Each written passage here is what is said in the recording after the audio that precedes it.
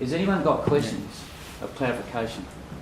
I've got a couple. Sue just asked if she could have that breakdown again, and I'll show you on the SACE website. I saw a document go up there the other day. Yeah, if anyone wants my correct PowerPoint, not this one, the one that's on my Mac, I'll give you my email address and I'll shoot it through to you, by all means. Absolutely. So I do apologise for that.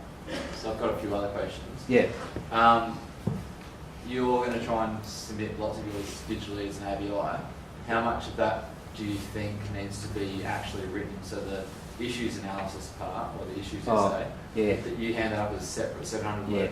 No, I probably misunderstood me there. The whole thing will still be text, but the text will be augmented with ABI files or similar GIFs, anything like that, to illustrate investigation, planning, testing and modifying.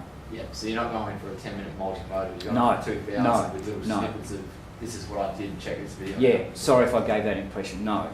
Okay. It's still a written Word document, but hyperlinked, bookmarked, whatever. It needs to be a media piece that shows the kids' work off the best possible way. And if I was teaching metal, I probably wouldn't be doing it. I think it Mills. It's more of a validation of what you said earlier when you were talking about the video and everything else. I teach computer gaming, and you sort of inspired me last year when I heard you speak at Mawson Lakes. So my students, I teach under Design and Tech Com products, and my students did a 10-minute. Their video, basically their literacy levels are really, really low. Where I work, super low, to a point where I knew if I asked them to write a 2,000 word piece that they'd fail it at that stage. So I got, this was like sort of what I used to get them through, and they got out of the 4 a B+, B- and a C+, but in all their other subjects it was a lot lower than that. So they did a 10-minute video recording, and underneath each time they was answering a question, we put up a subtitle of like investigation and what point they were answering, and the planning what point, and so they were filmed, but they only identified themselves with their SACE ID number. And then on top of that, we did a product record with 5-minute recording, and they handed up then a screenshotted annotation that went with the product recording. If you're going to do that, what I did was I burnt it all on discs. So I don't know, you made me go crazy, Steve, because there's only last year, it was the first year I was teaching year 12. And I don't know what I was thinking, like just going all out on this video folio, but it worked. If you're going to do it, I recommend that you put each of your students on the same disc under your the SACE ID number as their folder. So what I figured was, if one of the CDs got scratched or broken or cracked at the SACE office, because on the CD I wrote, a school ID number, that everyone was listed in that someone else would have a copy, because all the students were on the same disc. They were just separated in folders of their SACE ID. So it worked like that as a backup protection, rather than give one disc and that's the only way you could get that kid's work. So. No, it was more of a validation of what you said earlier. It does work, and I found that the SACE board was pretty receptive, because I knew no one knew anything about gaming in terms of what we were doing, but they got the impression, and it was something, if the kids felt very comfortable with that video folio once they got started, and in the end they probably wrote 4,000 words. They didn't realise it because they wrote a script. They rewrote the script and everything else, but the SACE board didn't see that. They just saw a 10-minute folio. That's why you're a good teacher, because what he's actually done is he's scaffolded his kids, and he's guided them through an interview process where they've refined the knowledge that they've got, but they couldn't write, but they could verbalise it, and more importantly, show it if they needed to. Perfect teaching. I could only do that really. Last year it worked really well. This year I'm a bit worried, because I only had like 4 to 5 kids, and it was really small class first year running. This year's like double plus a little bit more, and so I'm considering, like, if you're going to do it with your kids with the video folio, set up like a little room where they can come in at lunchtime or something, and you can be there journal room to record these videos, because with 4 kids it was all right. It was sort of like towards the end it got a bit sketchy with time, but with a big class, like most of you probably have 15 in your class, time management of doing that is another level. So but your kids will thank you for that. Wow. Brilliant. Go on. So waiting for assessment tasks, 50% is the product. Assessment type 1, skills and material apps, is 20%. Yeah. Assessment type 2 is the product, 50%. Assessment type 3, externally marked folio, 30. Yeah. So but within that 50, how do I decide how much my minor and major so we don't want you to be talking or thinking about percentage weightings. We want you to be thinking about the performance criteria associated with assessment type 2. So that would be PR1, PR2, PR3, probably evaluating as well? Yeah, probably E3 and PL3 from memory. Yeah. So, unfortunately, each one of those performance criteria are equally weighted in the eyes of the SACE board. So, when you come to your product record, you better make sure that front and centre is PR1, 2 and 3, that's the making obviously. Yeah. And that you've got some evaluative comments and you've got some planning information down there. Well, I don't think any of us are really super happy with that, but that's how it is. So that's how to do it. If you want me to talk about the product record, I can. But only briefly. So PR1, 2 and 3 should be demonstrated in the product record, I imagine. Yeah. Evaluation seems to be a part of the product assessment. How is that different to the evaluation that you would have at the end of the folio? Yeah, well, good question. The folio stuff is about the design process. This is a subtlety that's sometimes really hard to talk to the kids about. But assessment type 3 is the design process. Assessment type 2 is the manufacturing process. The evaluation that takes place in assessment type 2 is about the realisation, the making. The evaluation that takes place in assessment type 3 in the folio is around the design process, not the manufacturing. There will be some manufacturing in it, but it's really assessment type 3 is design. Assessment type 2 is make.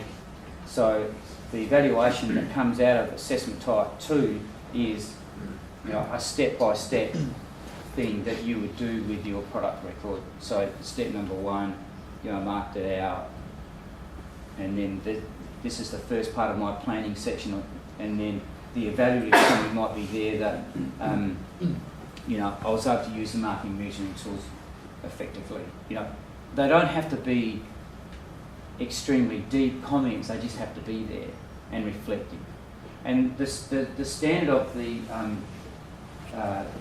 product records has varied significantly, and we don't want them to morph into a significant document. 10 to 14, 12 images or their equivalent is what we want. Okay? What we don't want is for people to get kids to write volumes. It's not the intention, never was the intention of the product record. That's additional work that we'd much rather than spend time on in the realisation part of it. Did you have a question? No. Yeah. So the product record is a critical part of, when you think of it, no one's going to see your kid's 50% work apart from yourself. And one of the things I really love about the developments in the SACE board that I'm so proud that they've actually reworded over recent years is to say, we trust the teacher's judgment.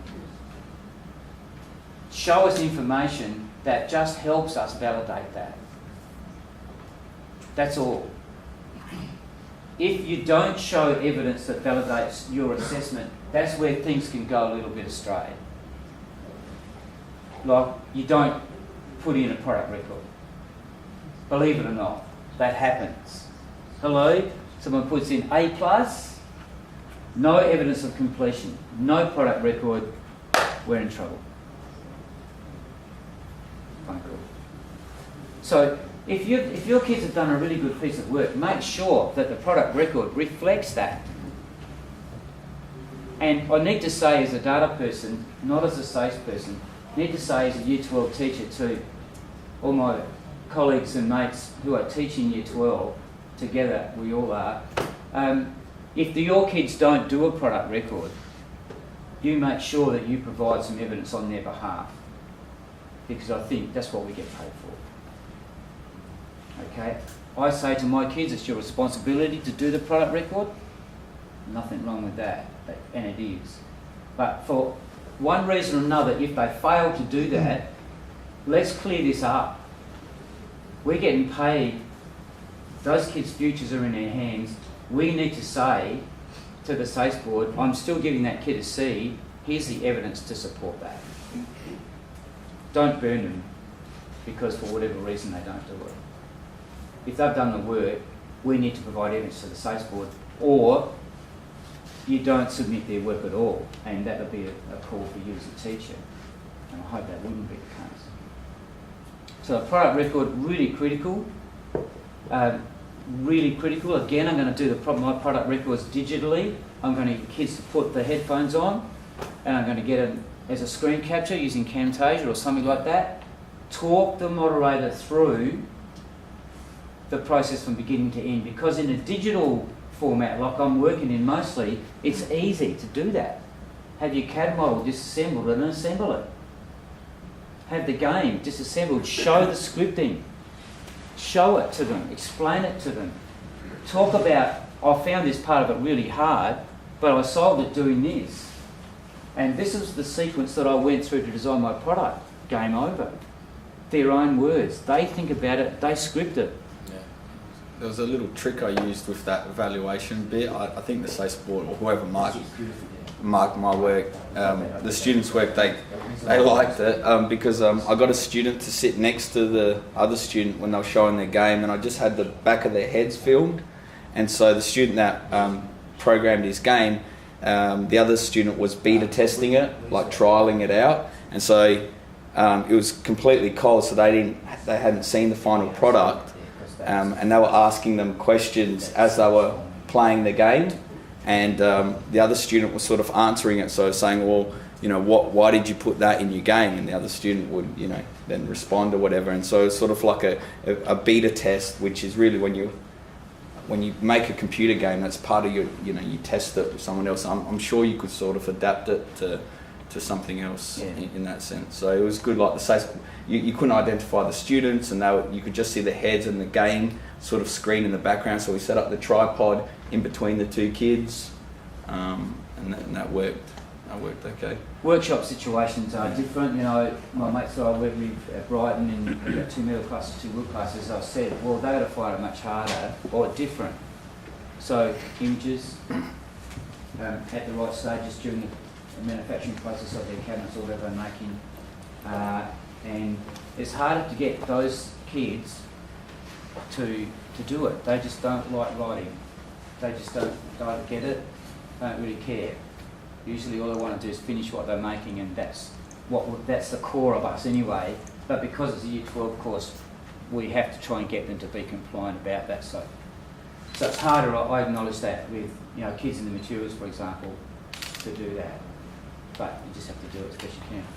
I've got kids that are really keen to take photos of everything. Yeah. I said, with the product record, you don't have to comment on every single image. No. But at least there's a flow through the construction process. Even though they don't explain every single, they can see it visually.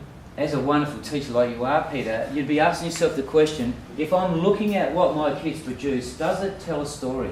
A really good way to do it is to take it in the staff room at recess time, chuck it in front of the science teacher or the maths teacher, and say, does that tell you a story? Do you get it? Easy. And they'll tell you, because they're also switched on, they'll do it. So that benchmarking thing is a good way to do it. You're saying they don't need to comment on every image, but you can have more images, but it doesn't take all that time to write. Yeah, that's true. The images can tell a story. But remember, there's got to be evidence of E3 okay, and PL3 as well. Just what quickly on the screen here, that's on the website, and there's a lot of unpacked stuff that we've put on the SACE website as well as that, which you might find easy, but that is the guts of what we use to market. Okay? That's the guts of it. And at the top of that document there's a little bit more detail about what each of those headings might mean. Yeah. And I know that Steve doesn't like it to be particularly prescriptive and wants to let them go a little bit, but I found that a little bit better as a description of what needs to be done. I probably would have missed, if I just read the SACE manual, missed that impact essay that needed actually to be in there and how long it should be. So. And you see it's got 700 words in there. Well, like I said, I reckon I can get my kids to write that in 4 and leave more of the words to other important stuff as well. I'll just quickly show as well, Steve, just with the people on the net as well, but so under stage 2, so you go to subjects and then you need to go to material products first, and then under stage 2, assessment, support material, and then assessment task exemplars. That's where there's a folio, product and skills, application task. Only seems to be there for material products around the systems control and com, but I'm sure it's very similar, and that's the document that I just opened there. So cheap assessment reports there too. Yeah, that's also worth checking out. No. Okay, no, that's got to be enough from me unless anyone's got any questions. Now, it's Stephen.reed, so it's Stephen with PH and READ, all lowercase, at brighton.sa.edu.au. If you want me to give you the correct version of the PowerPoint, I can whiz that through to you if you want. That document that was up a minute ago is online anyway, so you can grab it yourself if you're interested. If you want help, send me an email. Steve, that email address you just gave, is that still valid in the deck? Yeah, it is, because I've changed that. That reads it fine. Stephen.reed at brighton.sa.edu.au. That reads it fine. Brighton.sa.edu.au. Yeah. But we can still send it to the current. That's the one. That will get to me because I've changed the way that we read it in my email. So that's all you need to put in the address. That'll get to me. So, and I can send you our assessment tasks that I use or anything like that if you want to have a look at them. But it's like when I first went out teaching, all I wanted was everyone else's programs of work because I knew nothing. And then when I got them, I figured I couldn't really use them because I didn't really know what the person was about. So I'm happy to share anything, but they probably won't find all that useful.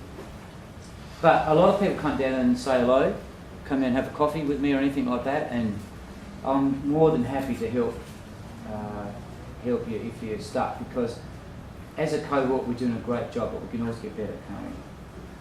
So if you need help, come down. Rightio.